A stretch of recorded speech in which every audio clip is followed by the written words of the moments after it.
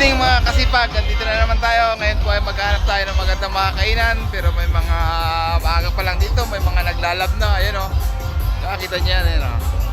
Di ba? So, dito po tayo ngayon sa tabi ng river. Ayan o. Yung mga pasyalan dito na kainan pa lang yan, ha. Di ba? So, makikita natin ang kagandahan nila sa gabi. Ayan o, may maganda pa o sa gabi o. Ayan o. Di ba? Mga kasipag, ganito po tayo ngayon.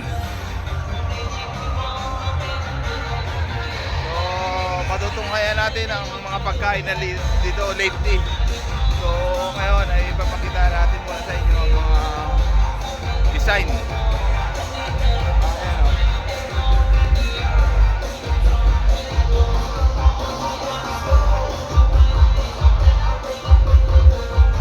Minsan, ano mo rin dito yung mga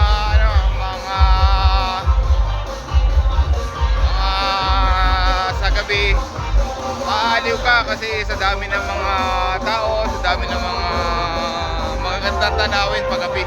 Para laging Pasko. Yung mga kasipag o, mga beer. Diba? Mamimili ka lang dito ng mga prutas. Yan. I love it. And sa kabila naman, mga sausawan. Ayun o. Ganda, di ba? Ganda niya.